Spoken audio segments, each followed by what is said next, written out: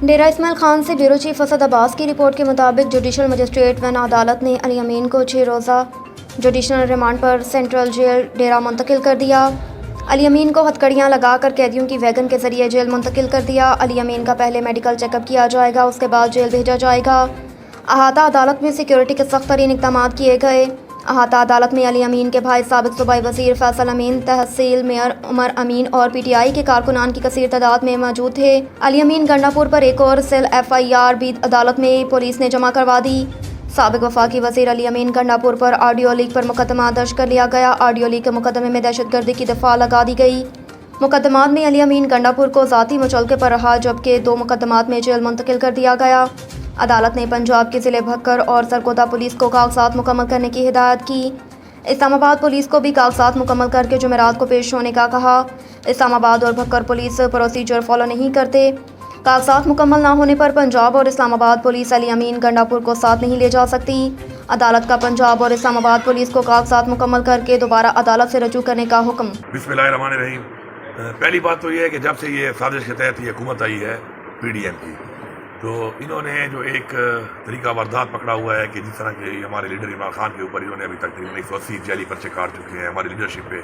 इस वक्त हमारा 3100 कारकुन जो है इस वक्त वो जेलों में है, और इसके अलावा तकरीबन हज़ारों की तादाद हमारे कारकुन जो इन्होंने गिरफ्तार किए हैं, जो सिर्फ अपने हक़ के लिए निकले थे, जलसे के लिए, या अपना एक जो हमारा एक पूरी हक़ एहतजाज करा उसके लिए निकले थे, और जो उन्होंने तशद्दुद किया उनके ऊपर जिस तरीके से, और उसके बाद गिरफ्तार किया कई हज़ार कारकुन। तो हमारे जो वकला हैं, लीगल टीम है हमारी LF में सलाम पेश करता हूँ, उन्होंने उनको रिहा करवा लिया है, लेकिन अभी भी हमारे 3100 से ज़ायद कारकुनान इस वक्त जेलों में हैं। तो ये बेसिकली चाहते ये हैं कि शायद इस तरीके से करके, और ये वो जो हकीकी आज़ादी की एक हमारा एक मकसद है एक, और हमारा ईमान बन चुका है, अब ये इस तरह पीछे हटा लेंगे। लेकिन ये इनकी भूल है।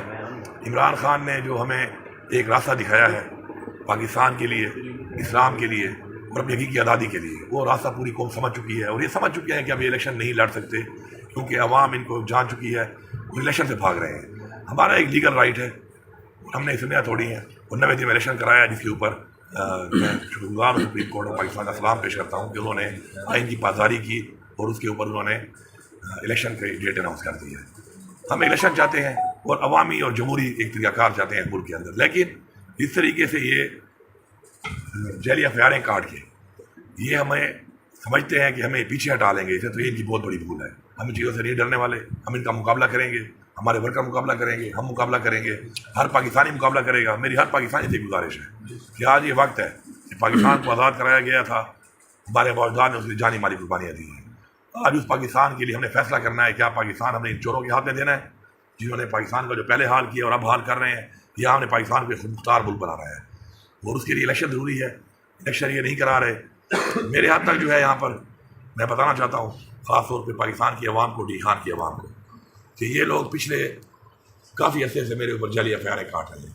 जब से हमारी हुकूमत गई है जेली FIR काट रहे हैं हमारे ऊपर, और उन तमाम FIR में मेरी या BBA हो चुकी है, या उसमें मैं क्रैश हो चुकी हैं, या उसके अंदर मेरे अंडर ट्रायल हूँ, या मेरी बेल कन्फर्म हो चुकी है। लेकिन उसके बावजूद ये मेरे पे कंटिन्यूस पीछे 25 दिन छापे लगाए जा रहे हैं, मेरे दोस्तों के घरों पर छापे लगाए जा रहे हैं, मेरे कारकुनान के ऊपर जो है डी खान में उन्होंने जेली FIR काटी, उनके घरों पर छापे लगाए गए। उसके बाद अभी